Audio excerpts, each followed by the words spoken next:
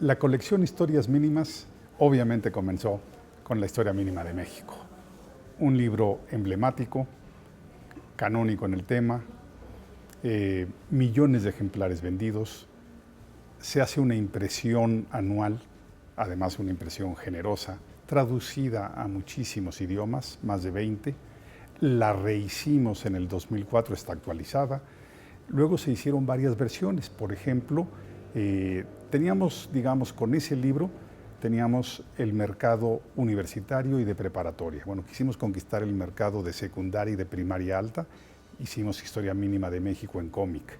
También lo hicimos en televisión, 7 programas, que era la idea original de Cosío Villegas. Ahora estamos haciendo una versión interactiva. En fin, Historia Mínima daba para mucho. Y ahí fue la reflexión inicial. Historia Mínima era ya una marca, es una marca. Uno llega a las librerías y pregunta, ¿me da la Historia Mínima? No tiene que decir que es la Historia Mínima de México, ni tiene que decir que es la del Colegio de México. Basta con el nombre Historia Mínima. Ese fue el planteamiento original.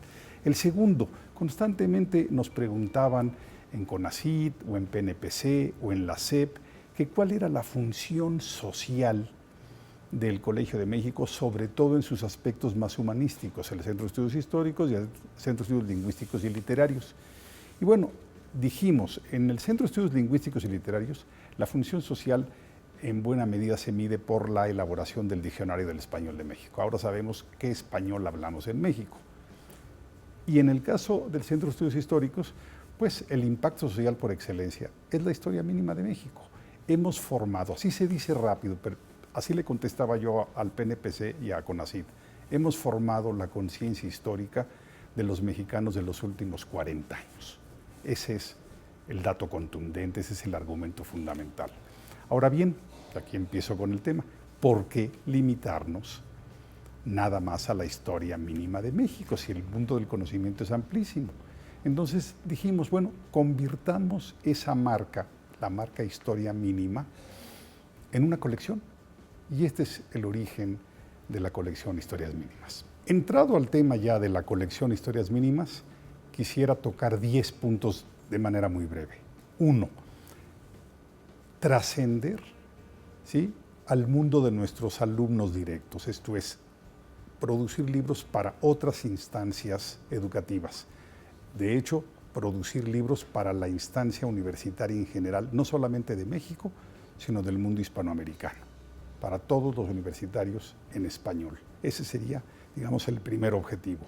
El segundo, no son libros de divulgación, en el sentido de que no son libros con imágenes, ¿sí?, lenguaje sencillo, para lectura placentera, lectura de placer, no. Son libros de síntesis, que son a veces los más difíciles de elaborar. Son libros de síntesis dirigidos a mejorar la educación universitaria, la educación profesional, la cultura de la gente con el, digamos, nivel universitario de cultura de México, pero también puede ser de América Latina y de España.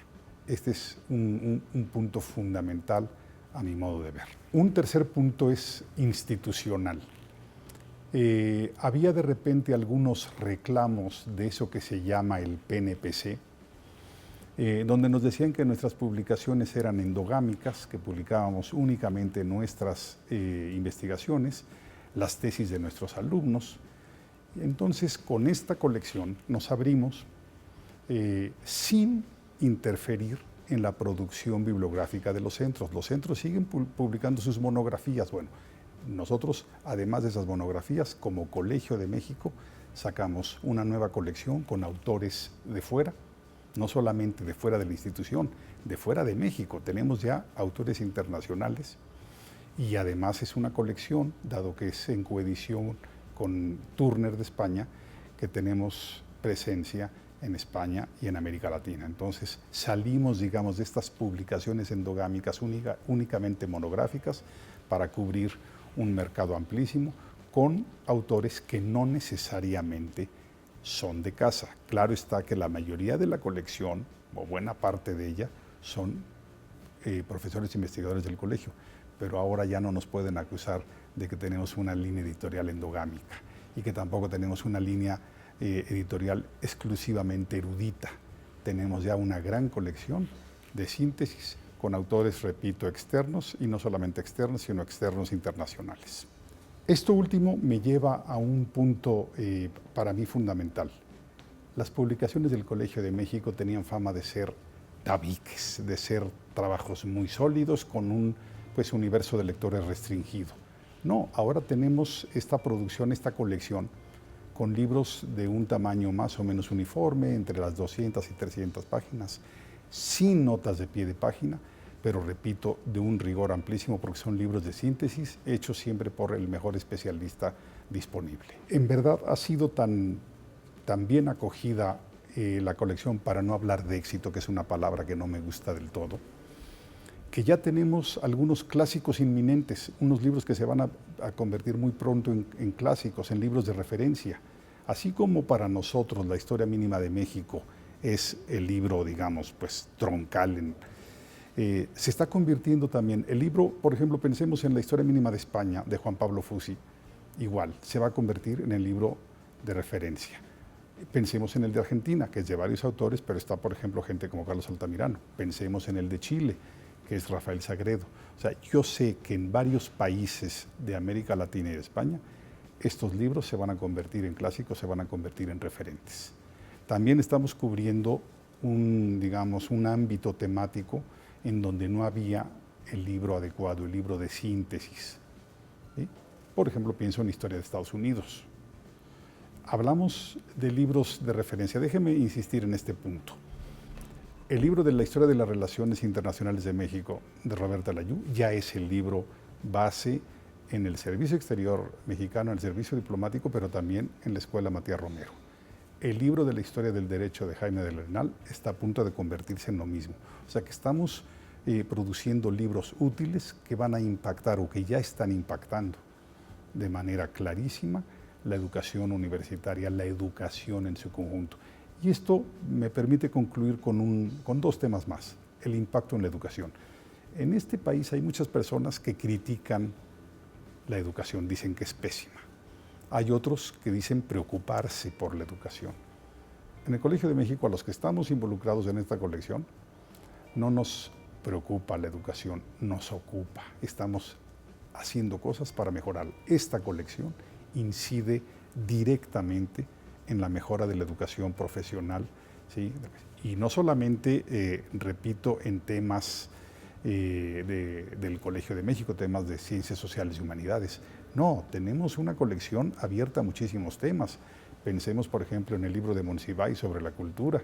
A mí me encantaría, por ejemplo, que Sergio Vela entregara la historia de la ópera que nos había prometido, o algún día me encantaría que se convenciera a Juan Villoro de que nos entregue la historia del fútbol. En fin, temas son infinitos. Y una última cosa, también en PNPCE, también en CONACYT, de repente nos preguntan que qué tanta vida hay al interior del colegio entre los centros. Bueno, esta es una colección que tiene un coordinador, por cierto, ha hecho una labor espléndida, Pablo Yankelevich, pero no sé si se llame comité editorial o consejo editorial, ¿sí? Incluye gente de varios centros. O sea, es una colección que no es de historia, es una colección que es del Colegio de México, ¿sí? Porque ahí hay varios representantes de varios centros en el comité. En fin, creo que es una de las cosas que el colegio puede presumir con mayor satisfacción y mayor orgullo de los últimos años. La colección Historias Mínimas es una aventura conjunta. La idea original fue nuestra. Le gustó al editorial Turner de España y se sumó en un convenio, digamos, de coedición libre. Hay algunos títulos que solo se publican en España y hay algunos títulos que solo publicaremos en México. Ahora, cuando se publican en ambos lugares, para mí no hay duda, la edición del Colegio de México es mucho más bonita que la de Turner. Las portadas son realmente maravillosas.